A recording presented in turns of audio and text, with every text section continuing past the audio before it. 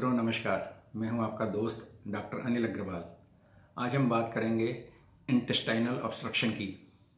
यह बीमारी इतनी कॉमन नहीं है कि जो हर एक को पता रहे, लेकिन जब कभी यह रोग हो जाता है तो कई बार ये जानलेवा भी हो जाता है, इसलिए इसके बारे में जानना आवश्यक है। इंटेस्टाइनल ऑब्स्ट्रक्शन का मतलब होता है कि आंतों के अंदर कहीं पर ऑब्स्ट्रक्शन हो जाना, जिसकी वजह से जो खाया पिया है भोजन हमारे जो स्टमक में आया था वो नीचे नहीं जाता है।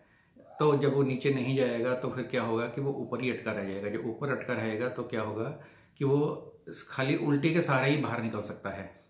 ऐसा जब होता है जबकि बिल्कुल आंतें आपस में ब्लॉक हो चुकी हों, कि उसके अंदर से बिल्कुल भी कोई चीज़ नीचे नहीं जा रही है।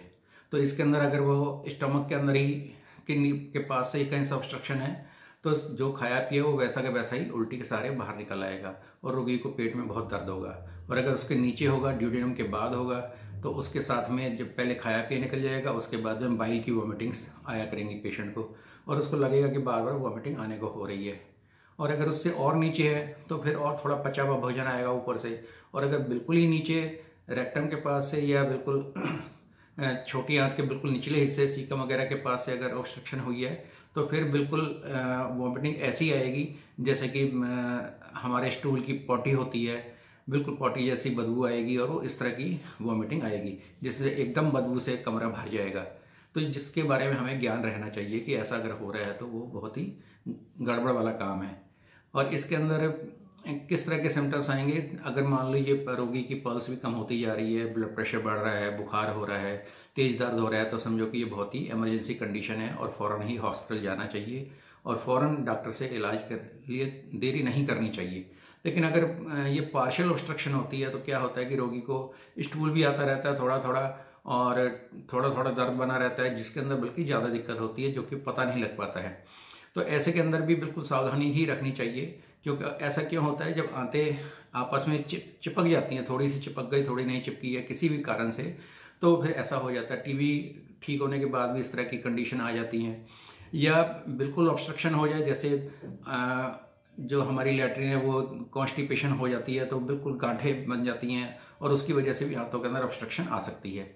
या फिर किसी वजह से सूजन आके हमारी म्यूकस लाइनिंग वो बहुत थिक हो जाए, उससे भी आंतों का बीच का ल्यूमेन जो होता है वो छोटा हो जाता है, जिसकी वजह से फिर कोई भी चीज़ नीचे पास होने में मुश्किल होती है। या आंतों के अंदर कोई कैंसर हो जाए या पॉलिप हो जाए तो उसकी वजह से भी ऐसा हो सकता है। या पेट के अंदर कहीं पर कैंसर की ग्रोथ हो जाए या कोई ट्यूमर हो जाए तो उससे भी इस तरह की दिक्कत आ जाती है।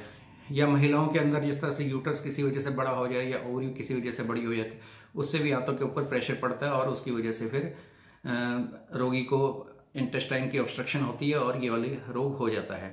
तो इन सब चीज़ों का बिल्कुल ध्यान रखना पड़ता है और अगर ऐसा हो रहा है तो फ़ौरन डॉक्टर के पास जाके जांच करवानी चाहिए और इसका पूर्णतः इलाज करवाना चाहिए। और ऐसे समय के अंदर रोगी को खाने को कुछ नहीं दिया जाता है, इवन दूध भी नहीं देना चाहिए। अगर देना भी है तो बिल्कुल पतला सूप या जूस बिल्कुल पतला ही देना चाहिए और बाकी डॉक्टर के इंस्ट्रक्शंस के अनुसार ही कार्य करना चाहिए।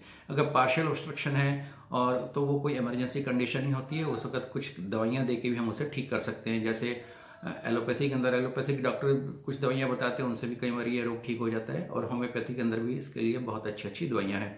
जिस तरह अगर रोगी को अचानक से दर्द उठे और फिर अचानक से बंद हो जाए इसके अंदर, तो उस वक्त बेलाडोना नाम की दवाई है जो बहुत ही अच्छा काम करती है। और अगर दर्द के अंदर दबाने से रोगी को आराम पड़ रहा है तो कोलोसिंथ नाम की एक दवाई है जिसके प्रयोग से यह रोग ठीक हो जाता है। और अगर पूरे पेट में ऐसा लगे सूजन हुई है, ब्लॉटिंग हो गई है, गैस पास हो रही है, रोगी को लैट्रिन बिल्कुल नहीं आ रही है, तो मर्कौर नाम की एक दवाई है जिसके प्रयोग से यह रोग ठीक हो जाता है। नक्सोमी का भी इसके लिए एक बहुत अच्छी दवाई है। जब स्टेगमुलेटेड हर्निया अगर हो साथ में तो उसकी वजह से अगर ये दिक्कत आ रही है तो उस नक्सोमी का नाम की दवाई से यह रोग ठीक हो जाता है।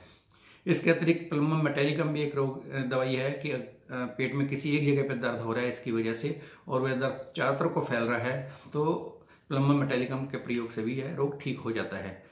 और अगर मान लीजिए कई बार ऐसा भी होता है कि रोगी को कुछ भी नहीं हो रहा है, सिर्फ डिस्कम्फर्ट की फीलिंग है, लैट्रिन आ नहीं रही है, दर्द भी नहीं हो रहा है, तो ऐसे के अंदर ओपियम नाम की एक दवाई है जिसके प्रयोग से ये रोग ठीक हो जाता है। लेकिन इसके अंदर लापरवाही बिल्कुल नहीं करना चाहिए, रोगी को डॉक्टर के आदेशानुसार ही कार्य करना चाहिए और जो इंस्ट्रक्शन डॉक्टर दे उनको फॉलो करना चाहिए। जो जांच बताई जाए उनको जांच का भी बिल्कुल फटाफट करवानी चाहिए जिससे कि रोग जल्दी से जल्दी ठीक हो जाए।